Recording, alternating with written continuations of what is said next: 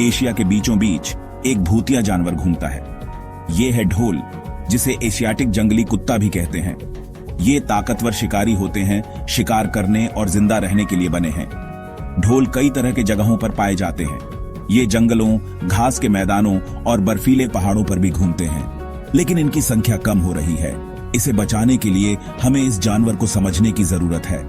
मेरे साथ ढोल की दुनिया को एक्सप्लोर करें, जो एक सच्चा सर्वाइवर है। ढोल शीर्ष शिकारियों के रूप में अपनी भूमिका के लिए पूरी तरह से अनुकूलित है। इनके शरीर चिकने और मांसल होते हैं, जिससे ये प्रभावशाली गति तक पहुंच सकते हैं। लंबी दूरी तक दौड़ने के लिए इनके पैर मजबूत होते हैं। ढोल में अविश्वसनीय सहन शक्ति होती है। वे शिकार का तब तक पीछा करते हैं जब तक वह थक नहीं जाता।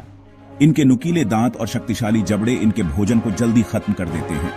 लेकिन यह सिर्फ शारीरिक ताकत की बात नहीं है। ढोल बेहद बुद्धिमान जानवर हैं। इनकी सूंघने की क्षमता अविश्वसनीय रूप से तेज होती है। वे इसका उपयोग शिकार को ट्रैक करने और दूर से खतरे का पता लगाने के लिए करते हैं। इनकी सुनने की क्षमता भी असाधारण होती है, जिससे ये घने वनस्पतियों में भी शिकार का पता लगा सकते हैं। इनकी दृष्टि दिन और रात दोनों समय शिकार के लिए अनुकूलित होती है। ढोल अवसरवादी शिकारी होते हैं, जो कई तरह के शिकार करते हैं। वे मुख्य रूप से हिरण, जंगली सुअर और मृग को निशाना बनाते हैं। वे अपने से बहुत बड़े शिकार को मार गिराने के लिए जाने जाते हैं। इसमें पानी भैंस जैसे जानवर शामिल हैं, जो उनकी ताकत और टीम वर्क का प्रमाण है। ढोल नखरेबाज खाने वाले नहीं होते हैं। जरूरत पड़ने पर वे भोजन की तलाश भी करते हैं। चुनौतीपूर्ण वातावरण में उनके जीवित रहने के लिए यह अनुकूलन क्षमता महत्वपूर्ण है। ढोल का जीवन चक्र आकर्षक होता है, जो मजबूत पारिवारिक बंधनों द्वारा चिह्नित होता है। ढोल का प्रजनन काल उनके स्थान के आधार पर भिन्न होता है। एक बार जोड़ा बनने के बाद गर्भधारण की अवधि लगभग 2 महीने तक रहती है। मादा एक मांद में पिल्लों को जन्म देती है। ये मांद आमतौर पर एकांत जगहों पर स्थित होती है, जो कमजोर पिल्लों को सुरक्षा प्रदान करती है। माता पिता दोनों बच्चों की परवरिश में भाग लेते हैं। पूरा झुंड पिल्लों की देखभाल करने, उन्हें खाना लाने और उन्हें जीवित रहने का कौशल सिखाने में मदद करता है। यह सहकारी दृष्टिकोण अगली पीढ़ी के जीवित रहने को सुनिश्चित करता है। ढोल के पिल्ले अंधे और असहाय पैदा होते हैं। वे जीवन के पहले कुछ हफ्तों तक पूरी तरह से अपने माता पिता पर निर्भर रहते हैं। जैसे जैसे वे बड़े होते हैं, वे तेजी से चंचल और साहसी बनते जाते हैं। वे खेल और अवलोकन के माध्यम से आवश्यक शिकार कौशल सीखते हैं। ढोल लगभग 1 वर्ष की आयु में यौन परिपक्वता तक पहुंच जाते हैं। हालांकि वे अक्सर कई वर्षों तक अपने जन्म के झुंड के साथ रहते हैं। बाद के बच्चों की परवरिश में मदद करते हैं। यह मजबूत पारिवारिक संरचना शिकारियों के रूप में उनकी सफलता के लिए महत्वपूर्ण है। जंगल में एक ढोल का औसत जीवन काल लगभग 8 से 10 वर्ष माना जाता है। हालांकि वे कैद में अधिक समय तक जीवित रह सकते हैं।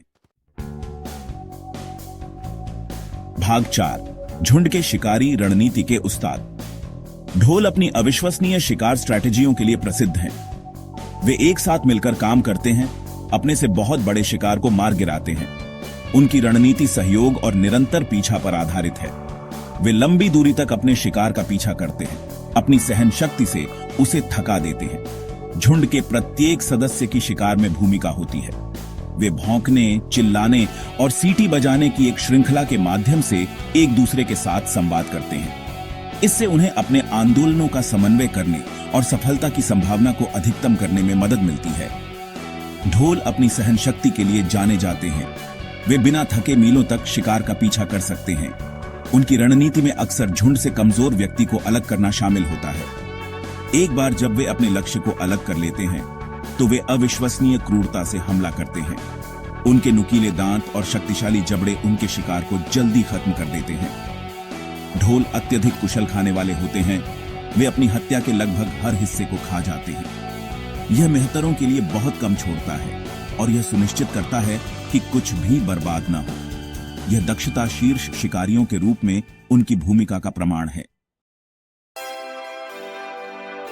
भाग 5, ढोल का भविष्य, हमारी साझा जिम्मेदारी। कभी एशिया भर में आम देखा जाने वाला ढोल अब अनिश्चित भविष्य का सामना कर रहा है। कई खतरों के कारण इनकी संख्या घट रही है। आवास का नुकसान एक महत्वपूर्ण चिंता का विषय है। जैसे जैसे मनुष्य उनके क्षेत्र में आगे बढ़ रहे हैं, ढोल अपने शिकार के मैदान खो रहे हैं। इससे संसाधनों के लिए प्रतिस्पर्धा बढ़ जाती है और मनुष्यों के साथ संघर्ष होता है। एक और गंभीर खतरा बीमारी है। ढोल पालतू कुत्तों से फैलने वाली बीमारियों जैसे कैनाइन डिस्टेंपर और रेबीज के प्रति संवेदनशील होते हैं। ये बीमारियां पूरे झुंड को नष्ट कर सकती हैं, जिससे जंगली और घरेलू जानवरों के बीच बातचीत को प्रबंधित करना महत्वपूर्ण हो जाता है। अवैध शिकार और मानव वन्यजीव संघर्ष का भी ढोल की आबादी पर असर पड़ता है। कभी कभी किसान पशुधन की रक्षा करते हुए या मनुष्यों के लिए खतरा मानकर उन्हें मार देते हैं। यह याद रखना महत्वपूर्ण है कि ढोल शर्मीले जानवर होते हैं जो आमतौर पर मानवीय संपर्क से बचते हैं। उनके संरक्षण के लिए शिक्षा और जागरूकता महत्वपूर्ण है। हमें पारिस्थितिकी तंत्र में ढोल के महत्व को समझने की जरूरत है। वे शिकार की आबादी को विनियमित करने और जंगल में स्वस्थ संतुलन बनाए रखने में महत्वपूर्ण भूमिका निभाते हैं। उनके आवास की रक्षा करके, मानव वन्यजीव संघर्ष को कम करके और संरक्षण प्रयासों का समर्थन करके हम इस अविश्वसनीय शिकारी के भविष्य को सुनिश्चित करने में मदद कर सकते हैं। याद रखें, ढोल का अस्तित्व केवल उनकी लड़ाई नहीं है, यह हमारी भी जिम्मेदारी है।